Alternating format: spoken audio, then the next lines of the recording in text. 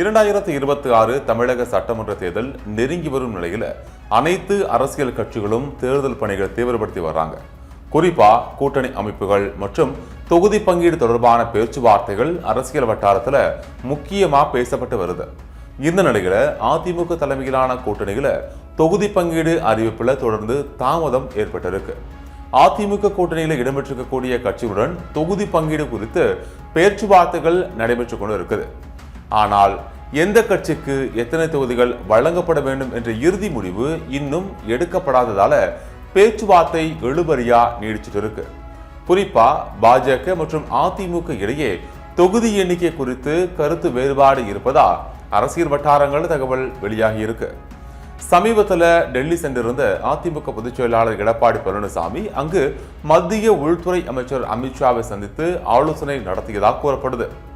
அந்த சந்திப்புல தொகுதி பங்கீடு தொடர்பான விவகாரம் மற்றும் தேர்தல் பணிகள் குறித்து பேசப்பட்டதா தகவல் வெளியாகி இருக்கு. இதற்கிடையில கடந்த மார்ச் 1ஆம் தேதி தமிழ்நாட்டுக்கு வந்திருந்த பிரதமர் மோடி மதுரையில் நடைபெற்ற NDA பொதுக்கூட்டத்தில் கலந்து கொண்டார். அந்த கூட்டத்தில் உரையாற்றிய அவர் தேசிய ஜனநாயக கூட்டணி தமிழ்நாட்டில் வெற்றி பெற அனைவரும் ஒருங்கிணைந்து செயல்பட வேண்டும் என கூறியிருந்தார்.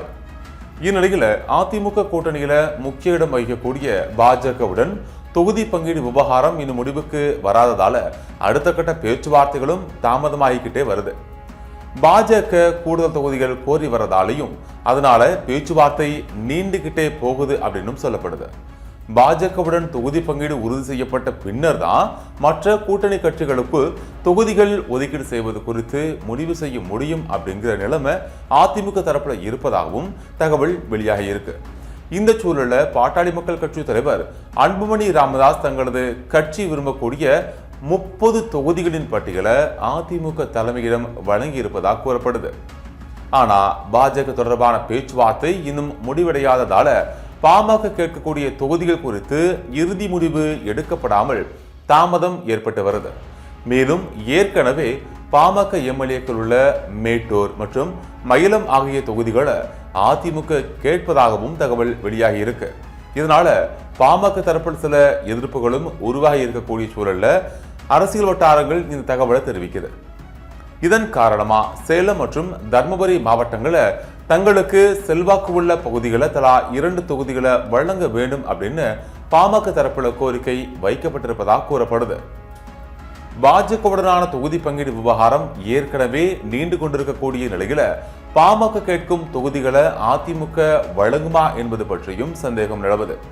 இதனால அதிமுக கூட்டணியில தொகுதி பங்கீடு தொடர்பான கூட்டணி பேச்சுவார்த்தைகள் இன்னும் நீண்டுகிட்டே போகுது. இதற்கிடையில மறுபுறம் திமுக தலைமையிலான மதசார்பற்ற முற்போக்கு கூட்டணியில கூட்டணி பேச்சுவார்த்தைகள் விரைவா முன்னேறி வருகிறது. அந்த கூட்டணியில உள்ள கட்சிகளுடன் அடுத்தடுத்த பேச்சுவார்த்தைகள் நடைபெற்று தொகுதி பங்கீடு தொடர்பான முடிவுகளும் எடுக்கப்பட்டு வருது.